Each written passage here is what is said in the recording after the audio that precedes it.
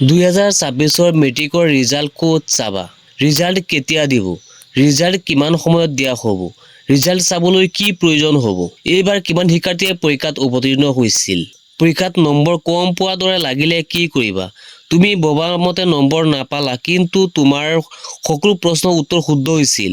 যদি তেনে সন্দেহ হয় তেনেহ'লে কি কৰিবা? অৰিজিনেল মাৰ্কশ্বিট ক'ত কেতিয়া পাবা? পৰীক্ষাত পাছ কৰাৰ পিছত কলেজত নামভৰ্তি কেতিয়া হ'ব? এই গোটেইখিনি কথা তোমালোকে যদি জানিব বিচৰা তেনেহ'লে তোমালোকে ভিডিঅ'টো প্ৰথমৰ পৰা শেষলৈকে চাবা আৰু যদি ইউটিউবত চাই আছা তেনেহ'লে ছাবস্ক্ৰাইব কৰিবা আৰু যদি ফেচবুকত চাই আছা তেনেহ'লে ফ'ল' কৰিবা। এক নম্বৰত আছে 2026 চনৰ মেট্ৰিক পৰীক্ষাৰ ৰিজাল্ট ক'ত চাবা?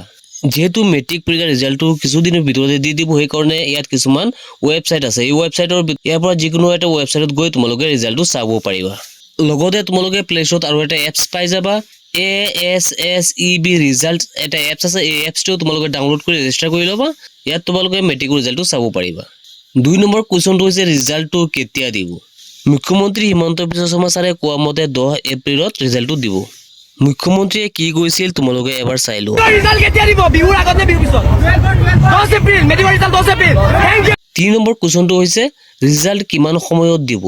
যোৱা 2 বছৰ ধৰি ৰাতিপুৱা 10:30 বজাত ৰিজাল্টটো দিয়া হৈছিল। এইবাৰো আশা কৰোঁ 10:30 বজাতে ৰিজাল্টটো আউট কৰিব। ৰিজাল্ট চাবলৈ কি প্ৰয়োজন হ'ব?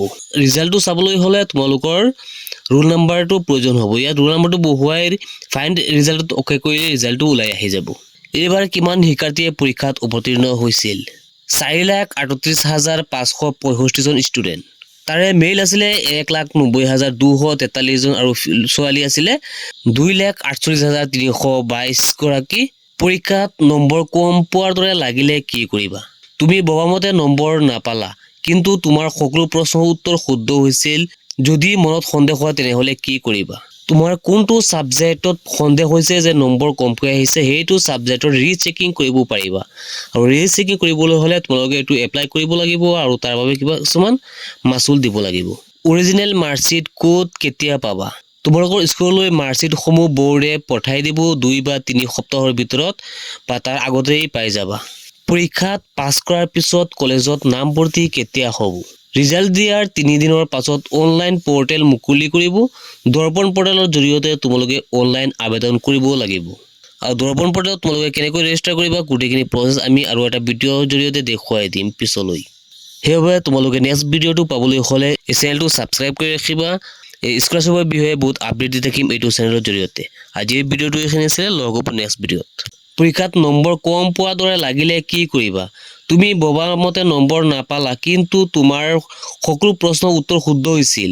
যদি তেনে সন্দেহ হয় তেনেহ'লে কি কৰিবা? আশা কৰোঁ সম্পূৰ্ণ আনচাৰ পাই গৈছে এটা ভিডিঅ'তেই।